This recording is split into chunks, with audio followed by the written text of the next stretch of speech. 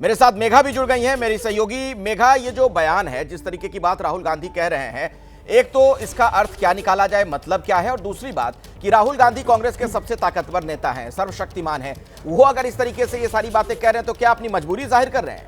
देखिए, मुझे लगता है कि बहुत समय में पहली बार आपने ऐसे बदले हुए तेवर देखे हैं राहुल गांधी की, और वो भी गुजरात में।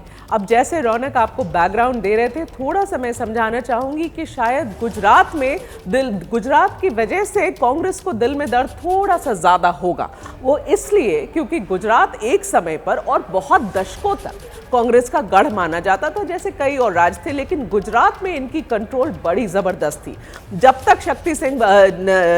तक वाघेला जी ने पार्टी नहीं तोड़ी और बाहर नहीं निकले, तब तक आप कांग्रेस को हाथ भी नहीं लगा सकते थे गुजरात में। मगर एक बार वो जो हुआ और एक बार जब बीजेपी घुसी, तो बीजेपी ने वो स्पेस राहुल गांधी को या जो नया नेतृत्व है कांग्रेस को, वो कभी लेने दिया ही नहीं वापस। लेकिन जो पिछले चुनाव था, state elections, assembly elections Gujarat में, वो मैं आपको बताऊं, मैं खुद भी उस दिन अहमदाबाद में ही थी, वो पूरा चुनाव कवर किया था। उस बार राहुल गांधी ने बहुत मेहनत करी थी गुजरात में, वो मेहनत दिख रही थी। महीनों वो गुजरात में बिता रहे थे, समय बिता रहे थे, लोगों से मिल रहे थे। उसका परिणाम देखने को आया कि बड़ा क्लोज इलेक्शन हो गया था। वो बीजेपी और कांग्रेस के बीच में इतना क्लोज इलेक्शन हो गया था कि एक समय के लिए जिस दिन काउंटिंग हो रही थी, ऐसा लगा कि जैसे शायद कांग्रेस बाजी मार जाएगी, लेकिन नहीं जीती कांग्रेस। बहुत ही इंप्रेसिव उनका परफॉर्मेंस रहा था उस बार।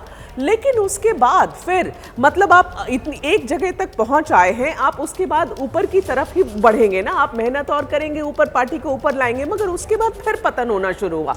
इतनी बुरी तरीके से पतन हुआ कि पिछले इलेक्शंस में, गुजरात के पिछले असेंबली इलेक्शंस में, बीजेपी 150 अनप्रेसिडेंटेड जीत थी बीजेपी की। तो ये उनको बुरा क्यों लग रहा है? क्योंकि वहां उनके जितने बड़े नेता हैं, जैसे मान लीजिए मैं अगर नाम लूं अर्जुन मोढवाडिया का, इतने समय के बड़े नेता थे कांग्रेस के, उनको बीजेपी में जाना पड़ा क्योंकि उनको कांग्रेस में स्पेस नहीं मिल रही थी। अब राहुल गांधी को यह लग रहा है कि बीजेपी, वहां उनका नेटवर्क इतना स्ट्रांग है कि हर बड़े नेता को वो अपनी तरफ खींच लेते, जैसे मुमताज पटेल की बात करेंगे। लेकिन जरा दर्शकों को एक बार फिर से हम सुनवाना चाहेंगे राहुल गांधी ने क्या कहा है, सुनिए जरा।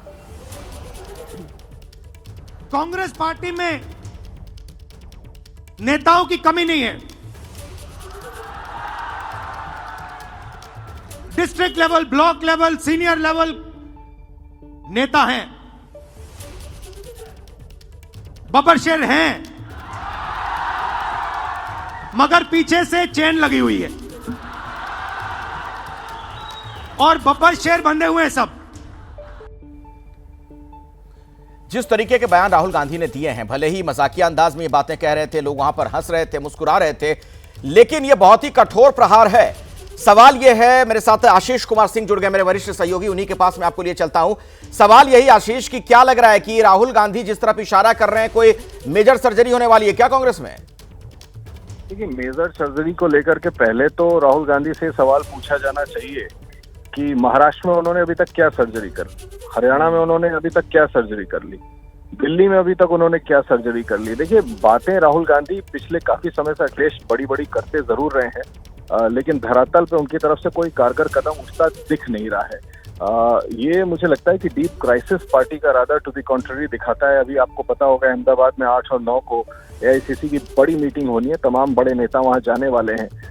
एक वक्त था जब अहमद पटेल जीवित थे, तब मुझे याद है कि विधानसभा में भरे लगातार हर एक विधानसभा में नरेंद्र मोदी के सामने कांग्रेस की हार होती थी, लेकिन लोकसभा की सीटें हम हमेशा देखते थे। अच्छा आशीष, बीच में आपको रोक रहा हूं।